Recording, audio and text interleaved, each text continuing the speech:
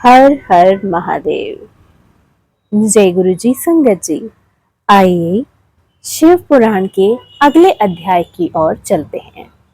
आज हम जानेंगे कि उमा देवी का दिव्य रूप से देवताओं को दर्शन देना और देवताओं का उनसे अपना अभिप्राय निवेदन करना और देवी का अवतार लेने की बात स्वीकार करके देवताओं को आश्वासन देना। ब्रह्मा जी कहते हैं, नारद, देवताओं के इस प्रकार स्तुति करने पर दुर्गम पीड़ा का नाश करने वाली जगत जननी देवी दुर्गा उनके सामने प्रकट हुई।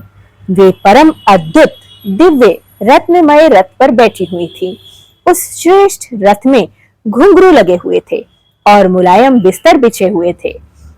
उनके श्री विग्रह का एक एक अंग करोड़ों सूर्य से भी अधिक प्रकाशमान और रमणीय था। ऐसे अवयवों से वे अत्यंत उद्वासित हो रही थी।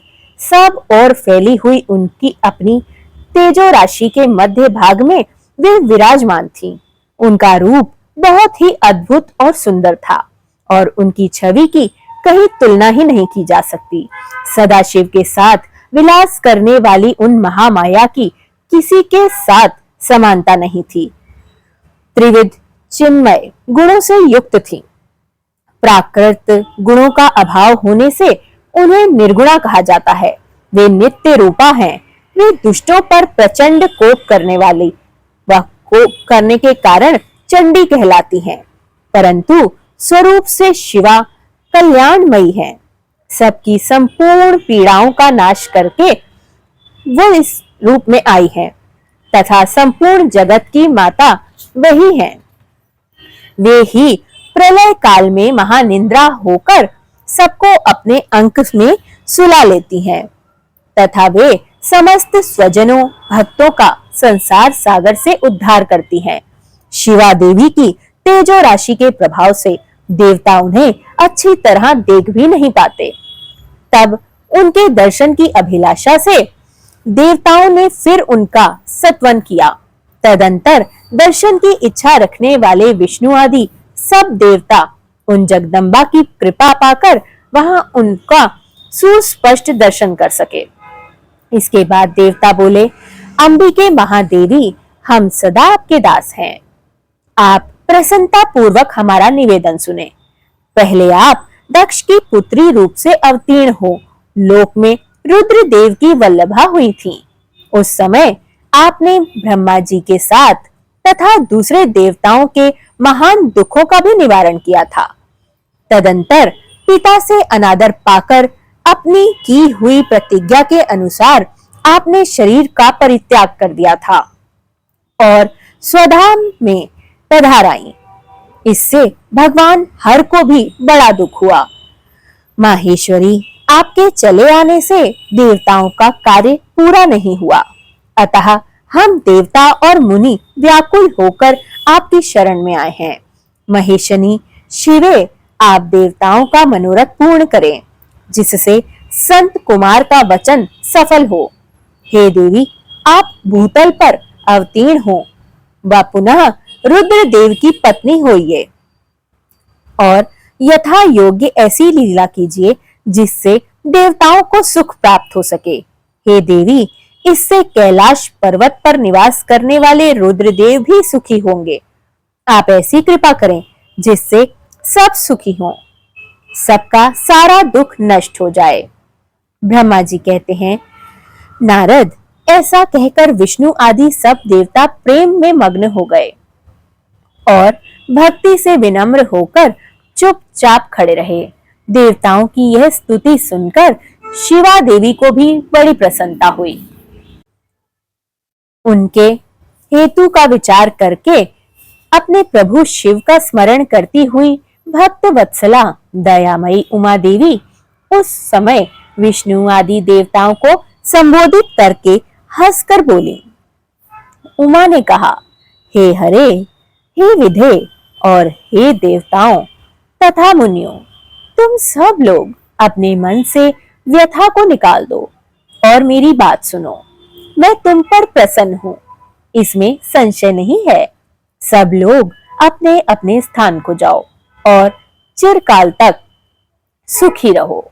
मैं अवतार ले मेना की पुत्री होकर उन्हें सुख दूंगी और रुद्रदेव की पत्नी भी होंगी। यह मेरा अत्यंत गुप्त मत है। भगवान शिव की लीला अद्भुत है। वह ज्ञानियों को भी मोह में डालने वाली है। देवताओं उस यज्ञ में जाकर पिता के द्वारा अपने स्वामी का अनादर देख जब से मैंने दक्ष जनित शरीर को त्याग दिया है, तभी से मेरे स्वामी कालाग्नि रुद्रदेव तत्काल दिगंबर हो गए। वे मेरी ही चिंता में डूबे रहते हैं। उनके मन में यह विचार उठता रहता है कि धर्म को जानने वाली सती मेरा रोष देखकर पिता के यज्ञ में गई और मेरा अनादर देख मुझ में प्रेम होने के कारण उसने अपना शरीर ही त्याग दिया।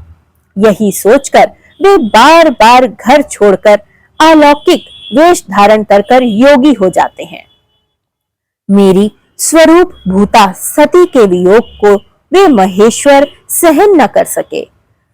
देवताओं, भगवान रुद्र की भी यह अत्यंत इच्छा है कि भूतल पर मेना और हिमाचल के घर में मेरा अवतार हो, क्योंकि वे पुनः मेरा पाणी ग्रहण करने की अधिक अभिलाषा रखते हैं।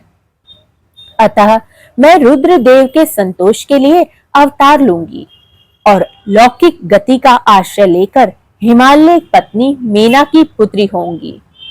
ब्रह्मा जी कहते हैं, नारद ऐसा कहकर जगदम्बा शिवा उस समय समस्त देवताओं के देखते देखते ही अदृश्य हो जाती हैं और तुरंत अपने लोक में चली जाती हैं।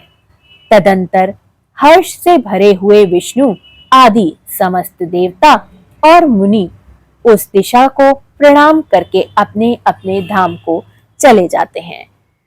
हर हर महादेव। हे महादेव, हे प्रभु, हे मां जगदम्बा, आपकी ऐसी लीलाओं का वर्णन सुनकर मैं मंत्रमुग्ध हो जाती हूँ। आपकी दी हुई इस सेवा को पाकर मैं तृप्त हो गई हूँ। हे प्रभु, हे मां जगदम्बा, इस पाठ को पढ़ने और सुनने वाले समस्त प्राणियों का कल्याण हो। हे मां, समस्त जीवों का कल्याण हो, समस्त पितरों को तृप्ति प्राप्त हो और इस पृथ्वी पर कभी भी कोई दुर्घटना या कोई ऐसी परेशानी ना आए जिससे प्राणियों को संकट अनुभव हो। हे माता, कृपा सर्वदा भला करें और समस्त जीवों पर अपनी कृपा दृष्टि बनाएं और मेरी भूल चूक को क्षमा करें। हर हर महादेव। सर्वदा भला गुरुजी, सर्वदा भला। जय गुरुजी, शुक्राना गुरुजी, अनंतम अनंतम शुक्राना।